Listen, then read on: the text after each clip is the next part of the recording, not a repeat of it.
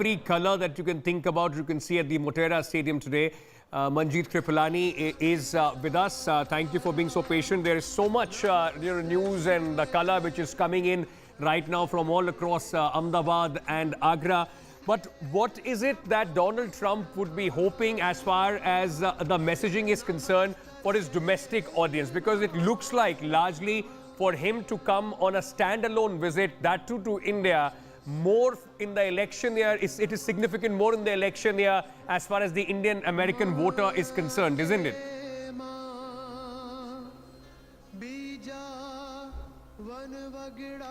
I don't think we should pay that much attention on the Indian American voter. There's 4 million or 4.5 million Indian Americans in the US, and they tend to vote Democratic, though many of them are leaning Republican.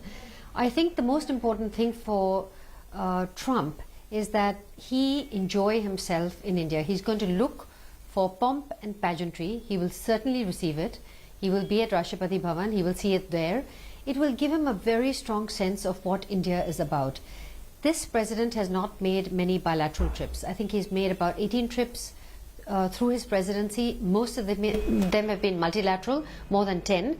So this is a very unique trip. He is letting people know, particularly our neighbors in the East, China, that India is very important to him.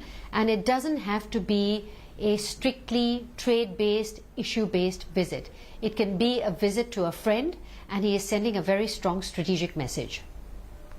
Patikrit, just picking up from what Manjeet was saying, but the fact is that he's coming on a bilateral visit. It's just between Prime Minister Narendra Modi and President Donald Trump. He's not visiting any other country, including Pakistan, which is playing a pivotal role as far as the deal between America and the Taliban is concerned in Afghanistan.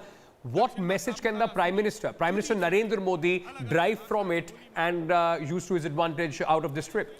Well, Ankit, there is this convergence of the largest and the oldest democracy happening. So Prime Minister Modi, apart from being a very strong national leader, even to the domestic audience and across the whole of Asia, is trying to project that he, at the international level also, he has considerable amount of influence, being the fact that Trump has made one of the very few bilateral visits here. So I think he is trying to project something which is more than just that India is a mere regional powerhouse. He is trying to show that here is a country which is truly aspiring and is capable of not just becoming a permanent member of the United Nations Security Council or to become part of the nuclear suppliers group. He is saying to the world that here is a country which is aspiring to be a $5 trillion economy in the next half a decade. So I think the projection is, as the previous panelist rightly said, is not just about issues being discussed or the immediate outcome. For both Prime Minister Modi and President Trump, the important thing is also about the continuity of the process, of the work in progress. You see, President Trump is going to come back, most probably, as the presidential election that's going to happen. So many of the things will be discussed here might actually fructify later on. But I'm sure there are contentious issues also, which will not be coming out in the public, but will be discussed. Mr.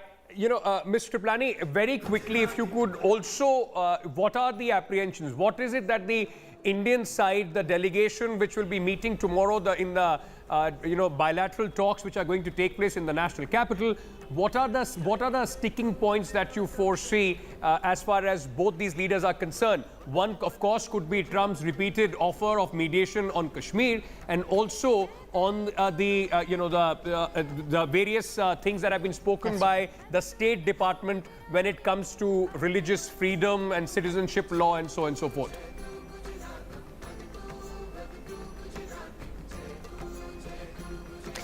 Yes, these certainly might come up.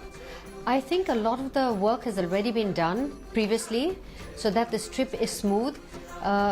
President Trump may or may not mention religious freedom. He himself has taken several steps against getting Muslim countries, stopping Muslim migrants from coming into the US, and also preventive visas for countries of which have large Muslim populations. So I don't know whether he's going to really go there. He might find it a sensitivity and he may mention it, he may not.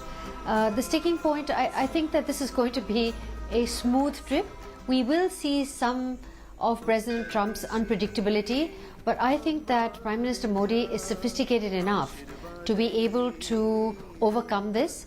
He has met Mr. Trump, as you know, 5 times in the last 8 months. That's highly unusual. And I think he has understood the man, and he has also understood his electorate. The key will be for both the bureaucracies to work things out well and to make sure that there is something else to look forward to in the relationship.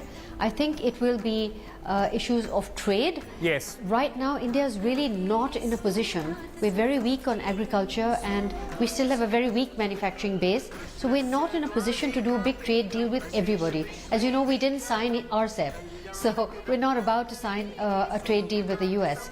So I think that a lot of the work will have been done. Okay. It really depends on the bureaucracy to smooth it out. Right. Perhaps Mr. Trump will say some things and India will have to be able to answer it. And I think we can.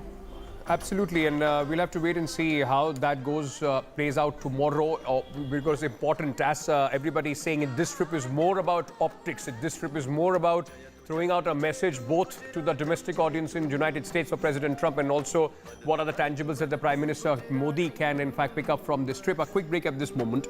We leave you with these colorful visuals, and our coverage of this big trip of President Donald Trump continues after a very short break. Stay tuned.